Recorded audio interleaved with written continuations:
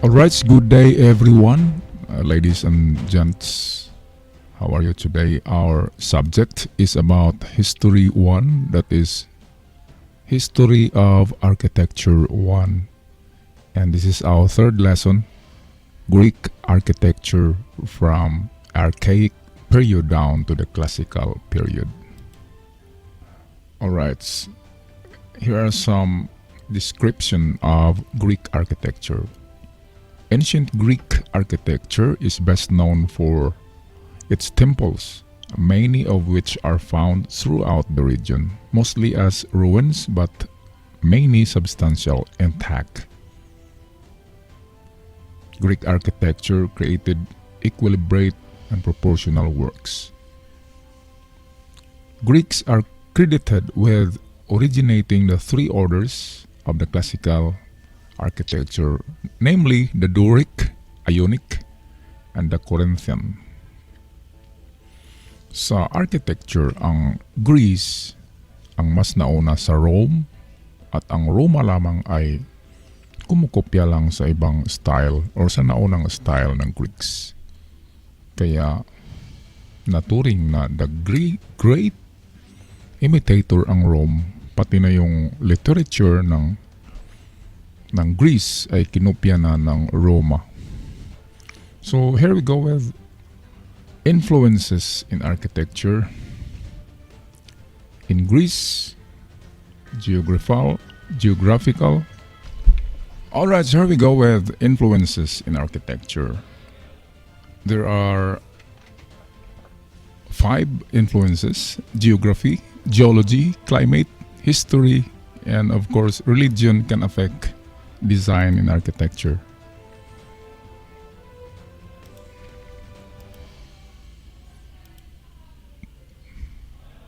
So let's go to the history of the Greek architecture. Greek civilization is the first major civilization in the Europe.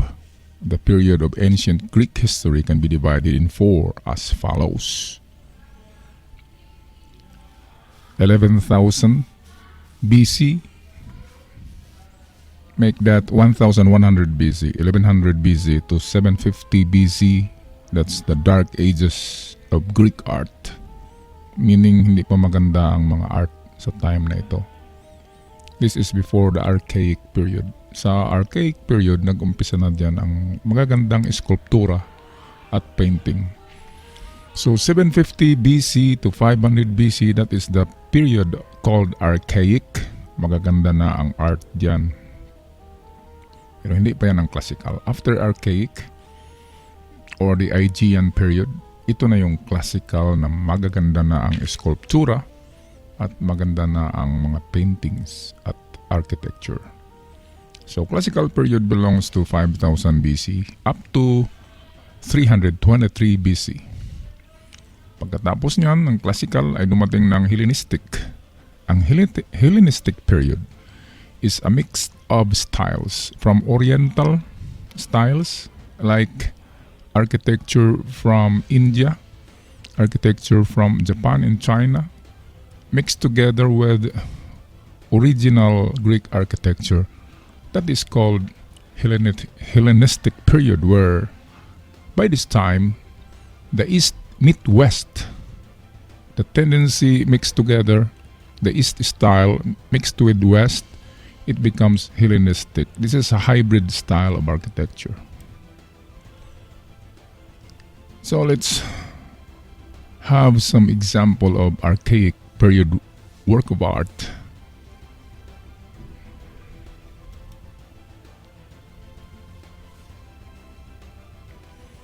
This is classical period, where proportion of human is perfect in their sculpture and painting.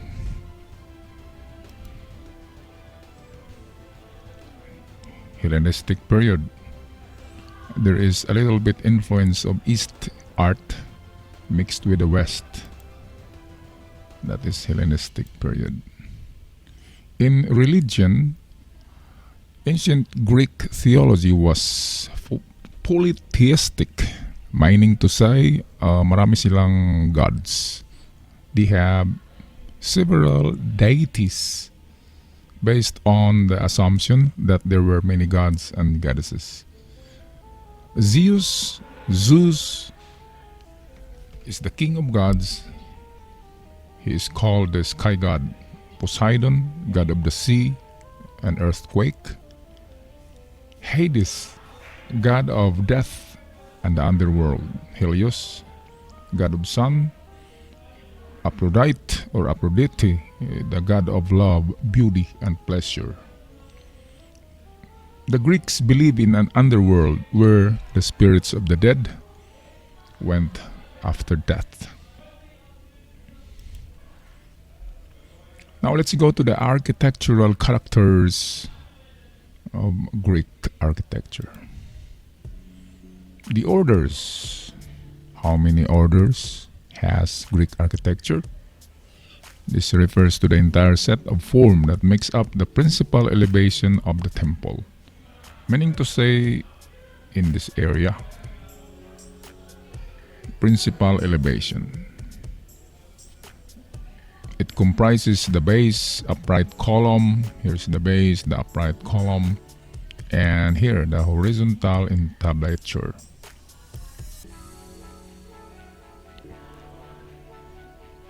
These are the part of the Greek entablature: the cornice, the frieze, the architrave, and below, carrying the load, is the column.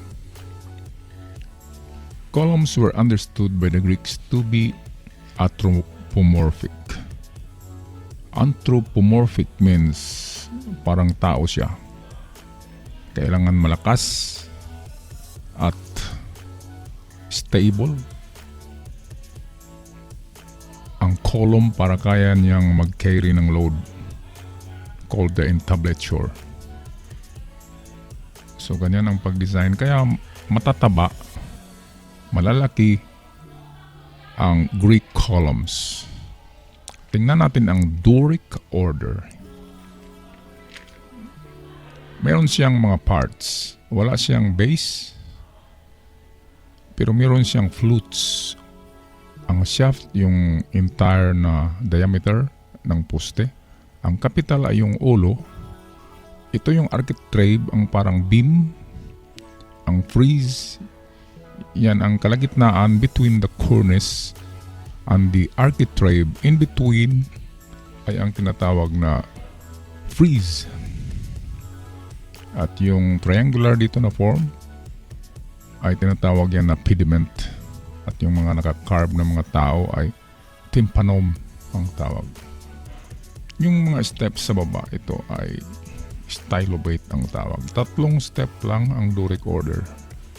Pagdating niyan sa Ionic, madagdagan na ang step niyan kasi mas mahaba ang tindig ng poste ng Ionic kumpara sa Doric. So mayroong square capital ang Doric. Square yung kanyang abacus. Tingnan natin dito. Ito yung mga epekto ng tinatawag na entasis. Yung illusion ng pagtingin natin sa malayo. Gaya niyan, kung straight siya, pag tingnan natin sa malayo, mag-curve. At minsan ay mag-curve up or curve down ang straight lines. Now we go to the Ionic order. Saan ba galing tong Ionic form? Sabi ng mga eksperto ay ito raw ay sungay ng bull or ng ram. Yung parang baka na bull. Parang Chicago Bull. Ang iba naman na mga eksperto sa architecture nagsabi na ito daw ay Nautilus shell, yung shell sa dagat na parang scroll ang form. So ang origin niyan ay dalawa, maybe a Nautilus shell or yung horn of bull or ram.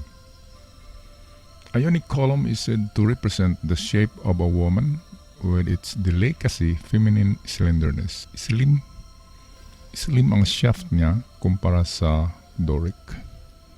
At matangkad siya. The Ionic order had a capital developed from a pair of volute. Bulot ang tawag sa kada spiral na ito. So dalawang volute siya. Pair of volute, about 2/3 the diameter of the column. So kung hatiin mo ang column, 2/3 of the diameter of the column, yan ang bilog ng volute or volute. So ito yung parts ng Ionic order. Pag top view, ganito ang kanyang capital. Bilog yung kanyang ibabaw. Ito yung entablature. Ito yung cornice. Ito yung frieze. Itong sa gitna, itong tinatawag na egg.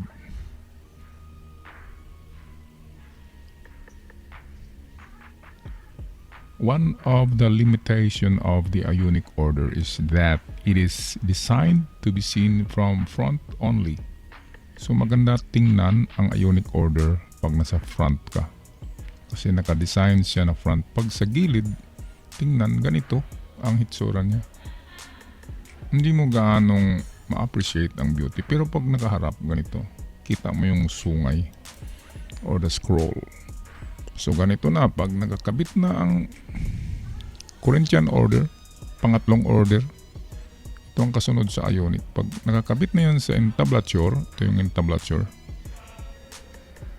cornice, frieze, ito cornice, frieze, and ito yung kanyang architrave.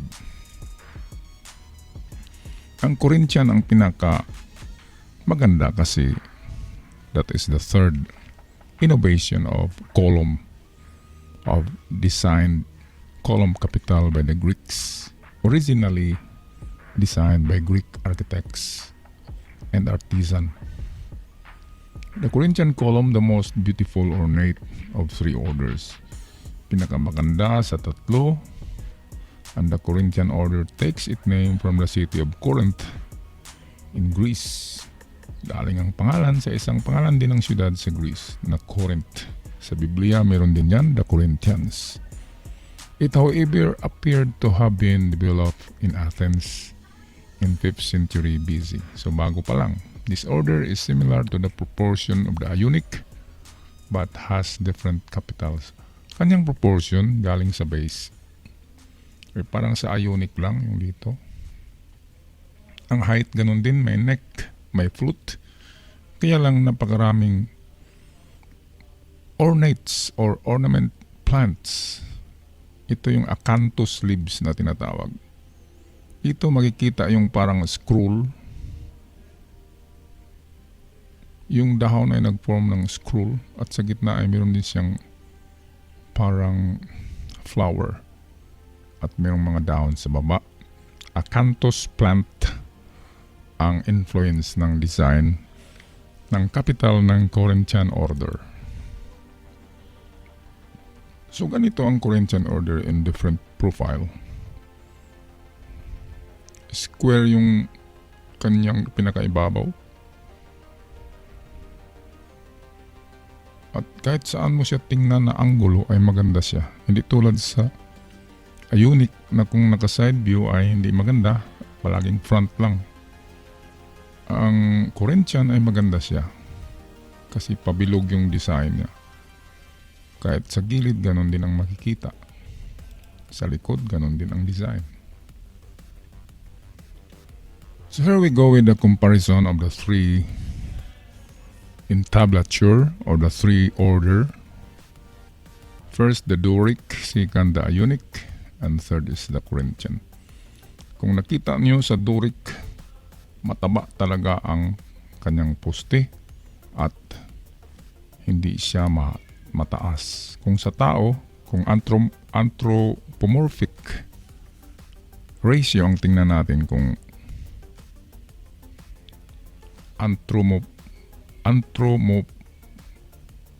kung tingnan natin ang kanyang Anthropometry ay kung sa tao yan ay pandak, yan ay sidagol, yan ay leprechaun.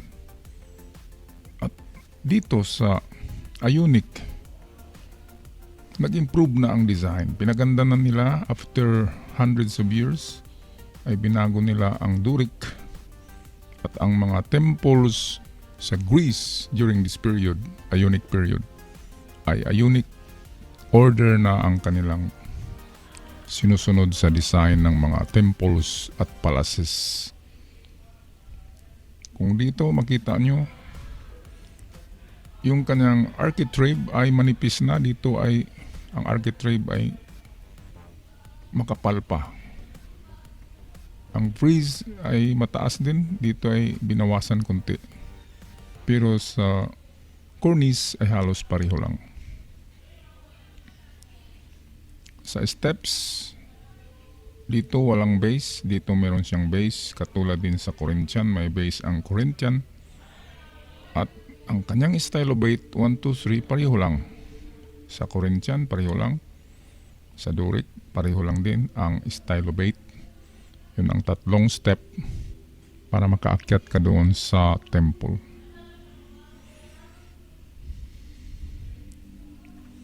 Alright, so ang difference between the three is that the Corinthian is more upright or much slender and taller kind of column or order. Mas mataas ang Corinthian ng konti sa Ionic. At ang Ionic ay talagang mas mataas kaysa Doric. So ganito ang transformation of the three orders in architecture in Greece, the Doric, Ionic, and the Corinthian.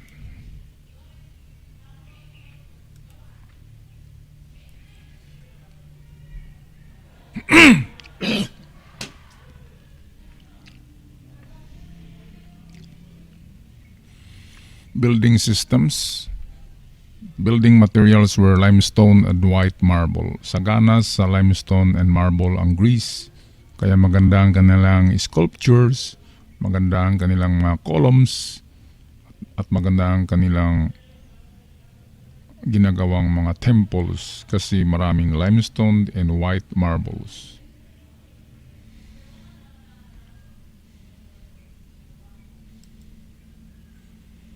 Architectural basis in Greek architecture. It is an architecture to be seen like temple, sculptural values, volumes. Building is conceived as an sculpture.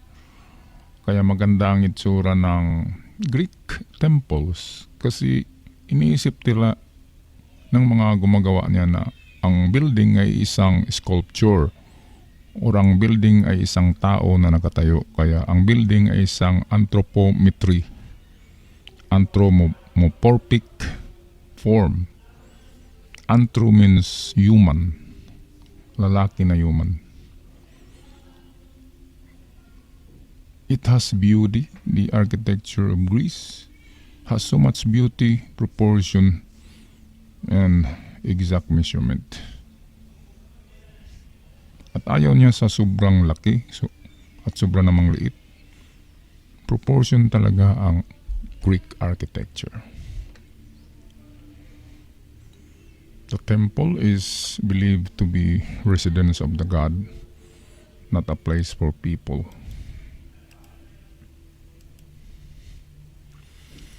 Now let's go to Greek temples, structure and internal distribution. Temple typology. Types of temple.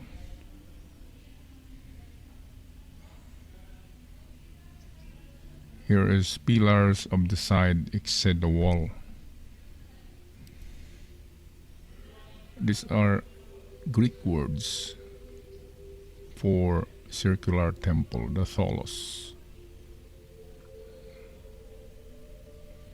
Parang gumamit sila ng primary shape para magagawa ng magagandang temples. Kung may circle, meron din yan square. At kung may square, meron din sana triangle. Ito, sabi ko nga, merong square. Kaya lang medyo rectangle siya.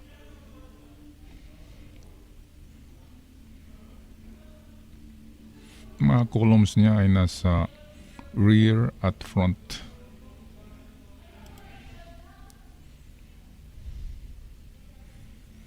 Ito yung pro style naus. Yung mga column ay nasa front lang. Yung gilid ay wall. Ang wall nila ay load bearing. Parang poste na rin yung wall. Dipteral, double columns. Ito double row of columns.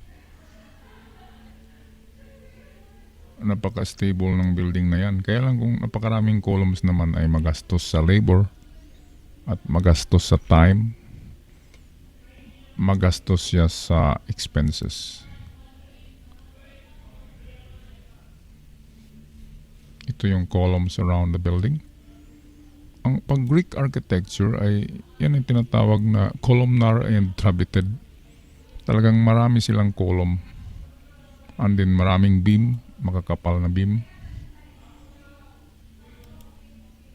Kaya sa time ngayon ay binago yan at kinumpute yung structural niya para hindi susobra ang materials.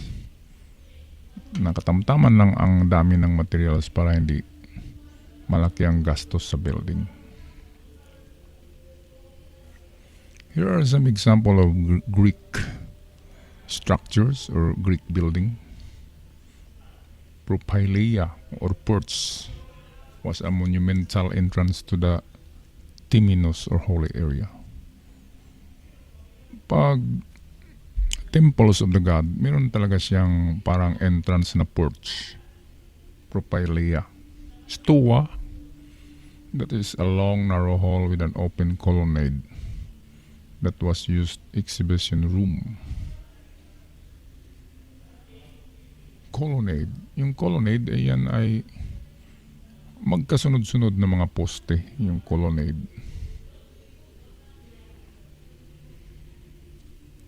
Agora. Ang agora ay parang public market yan. That is the commercial center. Malaki yan. Kaya niyang mag-accommodate ng maraming negosyante sa loob. That is agora. Palestra or the gymnasium. Diyan ginaganap yung mga paligsahan tulad ng wrestling. Uso kasi ang wrestling doon sa Greece nung panahonan nila.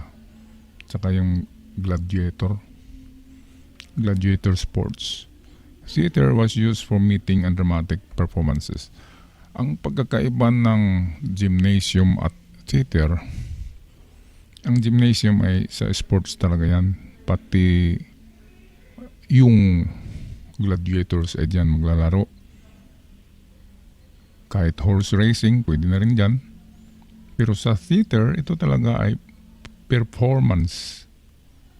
For performance purposes talaga ang theater. Purpose niyan ay for meeting ng mga malalaking ranggo sa gobyerno sa Greece. Pwede rin mga sayawan, dramatic performances. Kaya ang theater na word ay atin pa rin na-adapt ngayon sa pag-design ng mga cinema or cinema houses. Kaya tinawag ang cinema house na theater. Kasi yan ay lugar ng performance. Like singing, dancing, oratory, yung pagtula. Diyan ginaganap yan sa theater. Ang audio naman ay small theater. Ang audio ay diyan ginaganap yung pwede yung oratory, yung declamation, poetry, pwede dyan. Small theater lang siya. Ang ma-accommodate niya ay kunting counts or kunting volumes lang ng tao yung mga accommodate kumpara sa theater. Mas maliit ang audion. Now let's go to the structures of Greek architecture. Ito yung tinaguriang pinakamagandang temple noon during the archaic period. Yung old Greece pa. Ito yung Parthenon. Ito yung temple na para kay Athena. Make that Hera. Para kay Hera ang temple na ito. At during her time, napakaganda talaga ng temple na yan.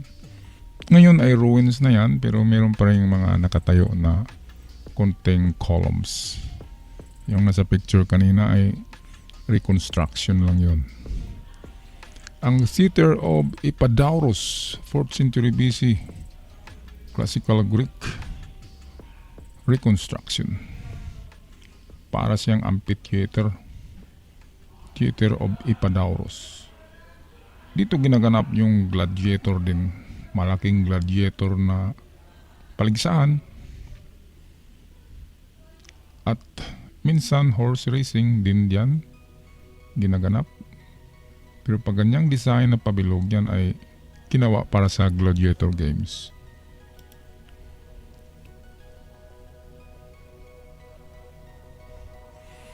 Ito yung example ng stoa. Ito yung colonnade. Napakaraming rows of column.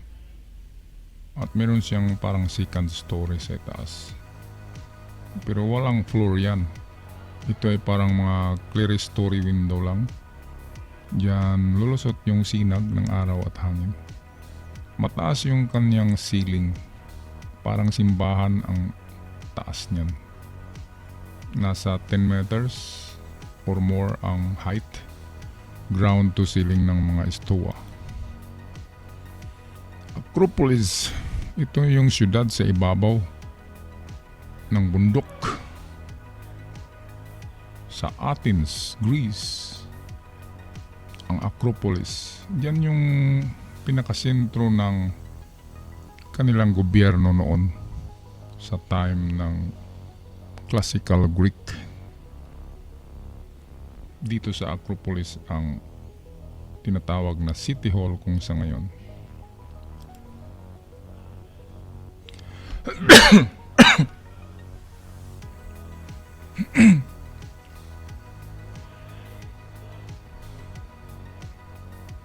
Okay, ang Acropolis ngayon ay isa ng ruins pero na-preserve pa rin.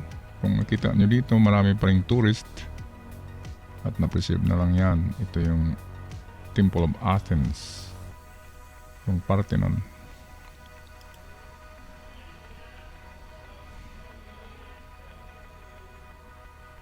Ito yung kanina pinakita natin na kasi na temple na sa front lang yung column.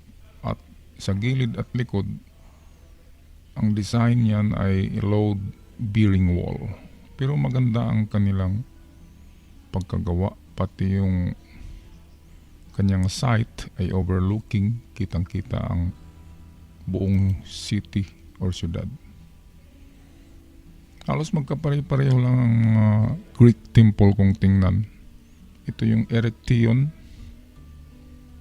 Classical Greek na Ionic ang kanyang order kasi yung column niya ay Ionic.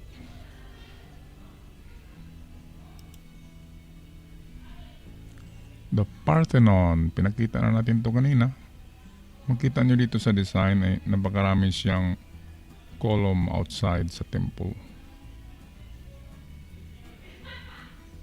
Kaya matibay siya, hanggang ngayon ay nakatayo pa rin pero wala na siyang bubong. Alright guys, that's all for the Greek architecture, and don't forget to subscribe, click and say some comment. At the end of this video, please answer this question I suggest for you to answer on a white bond paper and place it in a round, make that in a brown envelope, and write your names, of course your year level, and your course, of course. And thank you. See you on my next lesson. At huwag kalimutang mag-subscribe, comment and like. on my videos guys para mag-pop up sa inyong mga Android phones ang mga latest uploads ko. At eto yung mga questions for our lesson number 3, Greek architecture. What makes Greek architecture unique? What are the main elements of the Greek architecture? What did Greek architecture influence? And what were the two main city-states of ancient Greece? And what do we call the period of ancient Greece? How does Greek architecture influence us today? Who created Greek architecture? What influenced Greek art? Well, submit your answer every weekend, Friday or Saturday. Just compile your answer sheets on a brown envelope with your names, course, and year level. Thank you. Goodbye. Be safe.